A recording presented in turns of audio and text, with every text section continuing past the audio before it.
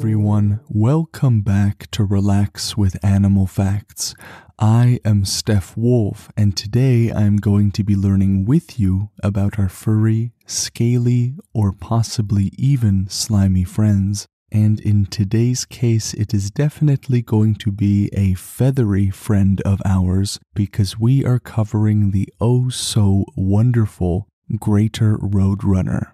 If you would like to support the show's mission, all while getting access to extra Animal Fact episodes, intro-free episodes, and more, you can go to patreon.com/relaxwithanimalfacts. A huge shout out to George Flad for the ambiance used in today's episode. His work is linked in the description, and I encourage you to go check him out. And now, let us begin to wind down a little bit. If you are a new listener, I welcome you with open arms to our animal podcast family. We are all so happy that you could join us on our adventure, and if you are returning, you know exactly what I am going to be asking of you. I have 3 primary exhortations for you. The first is that you put on your favorite pair of running shoes. We are certainly going to be needing those for where we are going today. And my second encouragement to you is probably the most important, and that is to realize perhaps where you are carrying some tension and to let it go. It can be very difficult to relax when our bodies are stiff as a board, and it could be that you are holding tension in places that you didn't even realize, maybe in the neck, in the legs, in the arms. In your mind, you can start from the bottom of your feet, working your way all the way to the top of the head, relaxing as you go. Here on this podcast, we like to imagine Jell-O. Choose a flavor that you like, red, green, yellow, whatever it is, and do your best to imitate it. Jell-O doesn't really have tension, it just kind of wiggles around, and that's what we strive for. We become Jell-O. And my third exhortation to you is to give your mind permission to wander and journey with me as we go into a desert in Southern California where the Greater Roadrunner resides.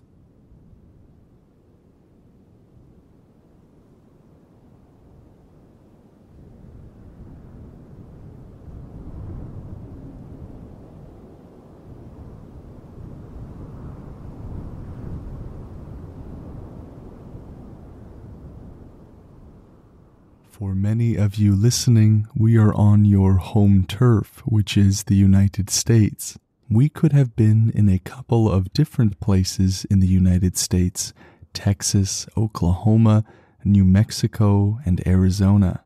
These guys love deserts and grasslands and brushy environments, which all of those states provide in different areas. The term Greater Roadrunner is the common name for this creature. Their scientific name is Geococcyx californianus.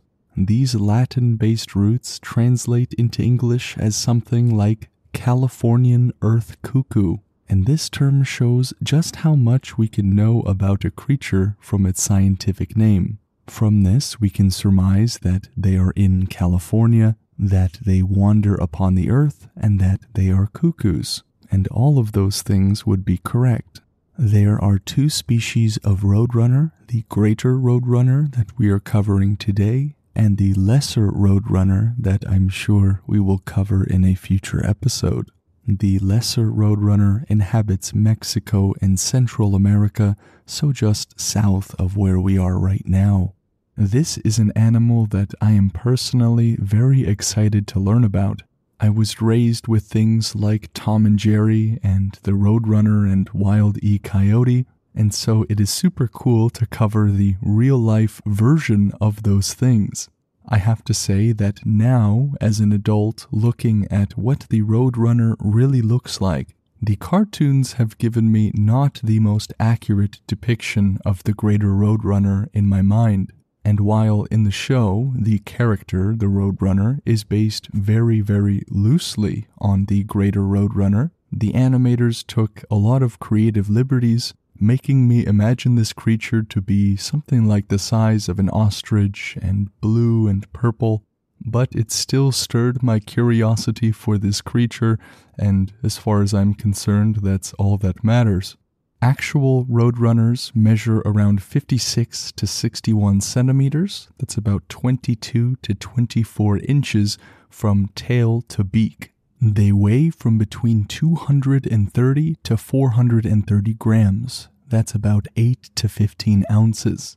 Just to place that into something that we can understand, a fully inflated soccer ball is about 15 ounces. And that is how much they weigh at the most, at least on average. But true to their name, they are a creature that is made to run. Their anatomy and physiology is perfectly suited for that purpose. With their lean frames, strong legs, and long tails, they are a force to be reckoned with on land. But one creative decision of the cartoon was to make the Roadrunner faster than the Coyote. In reality, this is not at all the case. While the Roadrunner is pretty fast, around 15 miles per hour, that's 24 kilometers, coyotes can run up to 43 miles an hour, just under 70 kilometers an hour. So in real life, coyotes are about 3 times as fast as the Roadrunner, factoring in those variables like bone structure, weight, anatomy. The Roadrunner is still a very fast bird. And given that they are birds, some may ask the question, well, can they fly, or how do they fly? Given that the majority of their hunting is done on the ground and not in the air, they don't have much of a reason to actually get up off of the ground in the first place. They can, however, fly short distances for whatever reason. This could be to catch some elusive prey, it could be to escape a fearsome predator, but they will oftentimes only be in the air for a few seconds. Their tails find a lot of use when they are on the ground as well. Like many other creatures we have seen in the past, their tails provide something more than just cosmetics. They act like little balancing mechanisms, rudders to keep them steady while they run and turn directions very quickly. Given their diet of venomous snakes, scorpions, frogs, reptiles, small mammals, and even other birds, these tail feathers come in super handy. An animal needs a ton of advantage to go after a rattlesnake like they do. The Roadrunner, while it mostly prefers to hunt alone, will sometimes team up with another one in order to eat a rattlesnake. They will team up and dash around and peck at its head until they have their meal. The ingenuity of the Roadrunner in their hunting techniques is seen even with rodents and lizards. These birds will snatch up their prey and try to crush it against a rock before they swallow it. But they are not carnivorous, they are omnivorous. About 10% of their diet is composed of seeds and fruits and plants. So a good question to ask is, why is it that the diet of this bird is so heavily carnivorous? One reason could be that they get their fluids from their food. Living in the desert is not easy, but these birds are specifically designed to do so. Living in the desert can be tough, and one thing that we all need is water. And one way that the Roadrunner has solved this issue is to get the majority of their fluids from their diet rather than relying on external sources of water, which, remember, in the desert is not all that easy to come by. They have impeccably designed digestive systems that are able to absorb the water efficiently. The only issue is that with any kind of carnivorous diet comes a lot of salt. The majority of organisms use salt in some sort of way to perform all kinds of functions. It is one of those crucial electrolytes that we need for muscles and proteins and all of that good stuff. But if you have ever gotten salt water in your mouth on accident, you'll know experientially that salt dries, and it dries quickly. Getting dried out in the desert is something that the Roadrunner doesn't want. And in addition to having that awesome digestive system, They also have this special gland near their eye, just like the last animal we covered, the seagull. This allows them to eat that protein-rich diet without drying themselves up with extra salt. So these are desert birds through and through. For cuckoo birds, the roadrunner is pretty special. They don't really share any traits with the common cuckoo. About the only one that they do is that they are both zygodactylic. A zygodactyl bird is one that has 4 toes, 2 of which are pointing forwards and 2 of which are pointing backwards. So if you ever see the tracks of the roadrunner, it leaves behind little X's. Other cuckoos are also pretty slender birds with rounded wings and graduated tail feathers, just like the roadrunner. One last thing that makes these guys true desert birds is that they have a special way of dissipating heat. On their head that has that very special crest is also an unfeathered area beneath their chin. They are able to flutter this area, something called gular fluttering, and by doing so, dissipating heat like they are airing themselves out. Given that the roadrunner can take down a rattlesnake just with pecks of its beak, shows just how strong and big their beaks are. They're typically of a darker color, and with a quick thrusting motion becomes a weapon. It's worth mentioning that another name for the roadrunner is the chaparral bird. There are multiple ways to pronounce this word: chaparral, chaparral, chaparral. I'm not sure which one is correct, so might as well just say them all. Like many of us, the roadrunner likes to sunbathe. While the desert can be an unforgivingly hot place, it can also get pretty cold during the nighttime, and on those chilly nights, roadrunners enter into a state of torpor. This is a physical and mental state that is something akin to hibernation, at least in concept. It is a state in which their body temperatures drop and allows them to conserve their energy, a mechanism that is incredibly important when you are living meal to meal or you are living in a place with pretty scarce food sources. But in the morning, in order to get back from that chilly state, they will go out and sunbathe. They will raise their feathers up in order to allow the rays of the sun to reach their skin. During particularly chilly seasons, like in certain parts of winter, they will do this multiple times a day, not just once in the morning. The male roadrunner uses a cooing sound that sounds pretty similar to a dove in order to both protect their territories and to court females. But both the female and the male will bark or growl to communicate.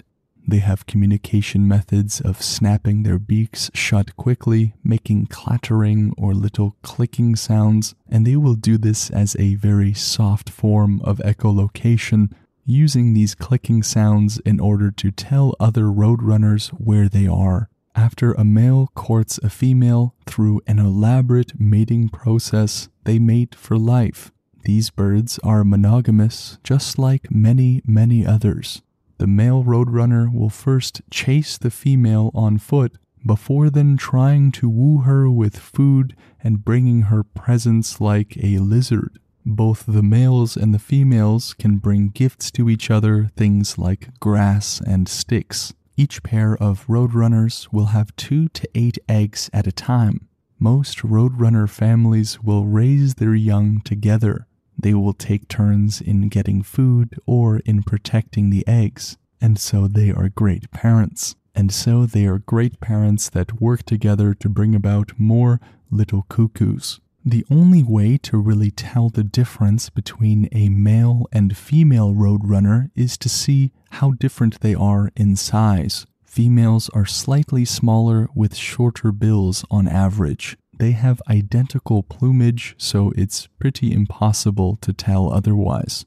And let us go to the name of the creature. What does its name mean, or where does it come from? On this adventure, I would like to cover both cuckoo and roadrunner. So the word roadrunner means long-tailed crested desert cuckoo, and this was coined in 1847, obviously coming from an amalgamation of the two words road plus runner. The earliest iteration of such a combination comes from the Mexican-Spanish name for it, correcamino, and it is possible that the English name is simply borrowed and translated. The cuckoo, on the other hand, was used as early as the 13th century, and it comes from an Old French word and then to a Greek and Latin word. This bird seems to have been named by its call, that specific coo-coo sound that they make during mating season. That is really cool. And now for the dad joke of the episode. We cannot finish this adventure without a soul-crushing dad joke, so here it is. I just wanted to tell you guys that I finally got a job working in a cuckoo clock. It's kind of boring, but at least it gets me out of the house. Do people even know what a cuckoo clock is anymore? I feel it's like me making a joke about Heelys and people thinking, what is that? I'm not going to explain the joke because everyone knows that explaining a joke makes it better. For those of you that don't know what a cuckoo clock is, I will just have to leave you to the internet. Now let us move on together to the review of the episode. This review was written by Nød Kaninen, or Kaninen. Now in strict English, I would have just said Nord, but there is an umlaut on the O, and I'm doing my best to pronounce this seemingly Swedish name, because they are writing all the way from Sweden, quite a ways away from where we are today. And Nød writes, "This is one of the best podcasts I have ever listened to. I really like how he has nature sounds in the background, and the facts are very interesting. He has a soothing voice and he can tell jokes really well. Overall, the best podcast ever." Thank you very much for all of those kind words. I'm so glad that you like the podcast as much as you do, and that you like the way I tell the jokes that chip away at my spirit each episode. I'm so happy to have you as a listener, and that you are a part of what makes the podcast so awesome. If the podcast helps you at all like it does for Nød, leaving a review is one of the biggest ways that you can give back to the show. It only takes a couple of minutes, but its impact is incredibly far-reaching, and so I encourage you to do so.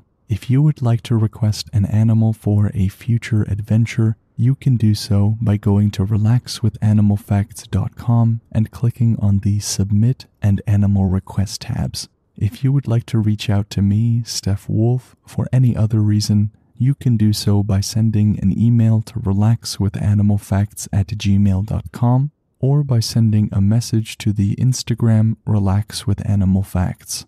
To support this show and get more of it, you can go to patreon.com/relaxwithanimalfacts. This episode is dedicated to Amy, Jill, Claire, and Shiana. Thank you for taking the time to request this episode. It was a fun one.